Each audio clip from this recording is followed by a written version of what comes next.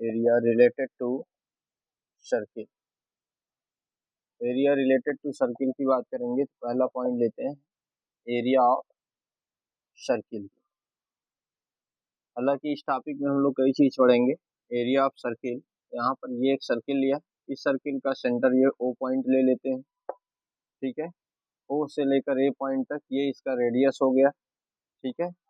यहाँ से ये जो रेडियस बन रहा है इसका ओ पॉइंट से लेकर ए तक, इस ओ से लेकर ए तक की डिस्टेंस को हम बोलेंगे रेडियस। क्या बोलेंगे?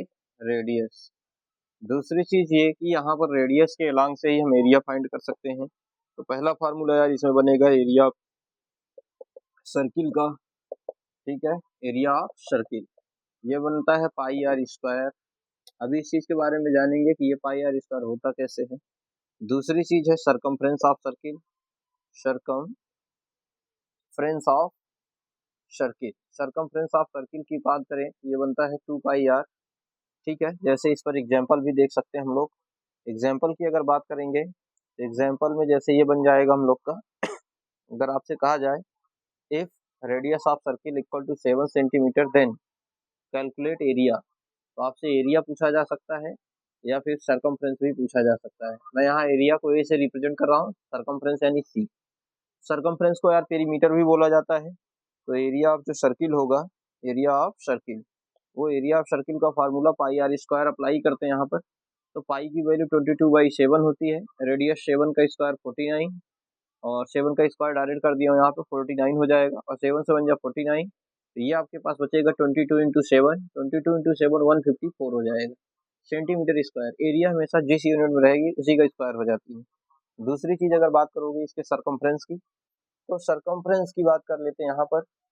सरकमफ्रेंस जो बनेगा, सरकमफ्रेंस ऑफ सर्किल, तो सरकमफ्रेंस ऑफ सर्किल अगर सरकमफ्रेंस की बात करें तो फार्मूला होता है 2 पाई आर, और हमें रेडियस दिया कितना है 2, पाई की वैल्यू 22/7, रेडियस 7 कहाँ है, तो 7 7 ये कैंसिल आउट, 2 इंटू 22 हो जाए, ये ओवरऑल हो गया 22 2 जा कितना 44।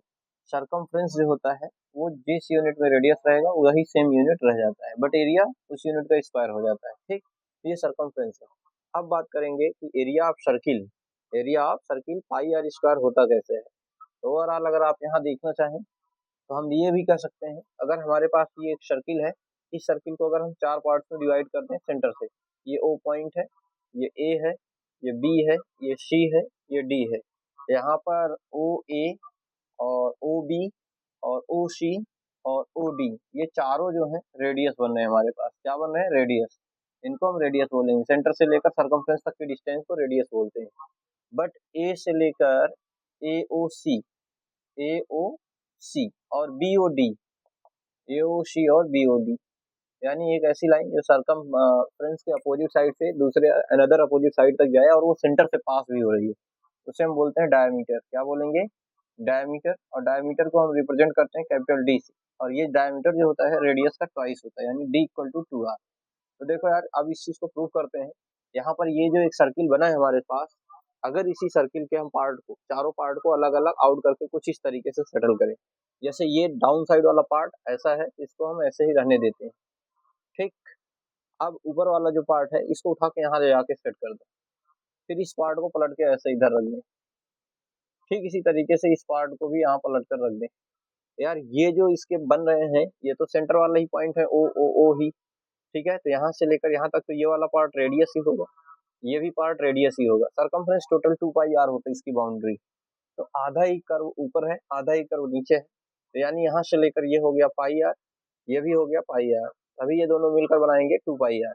इस तरीके से अगर इसके और हम ढेर सारे ऐसे पार्ट कर दें, ये यहाँ पार्ट कर दें, यहाँ पार्ट कर दें, ये छोटे छोटे टुकड़ों में ढेर सारे इनफाइनाइट टर्म्स को डिवाइड कर दें, तो ये जो कर्व वाली लाइन है बिल्कुल एक स्ट्रेट लाइन का रूप ले लेगी कुछ इस तरीके से।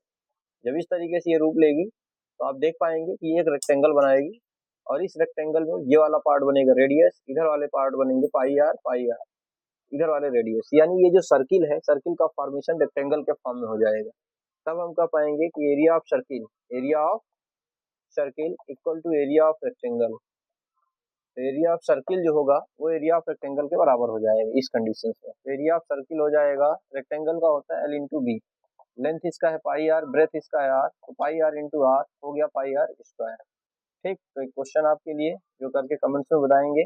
एक सर्किल है हमारे पास, if the radius of circle equal to 14 centimetre, then calculate the area of circle, area of circle and radius of circle, and radius of circle. ये दो, सॉरी रेडियस नहीं, सरकमफ्रेंस, सरकमफ्रेंस ऑफ सर्किल, ये दो question आपको करके बताने हैं। ठीक,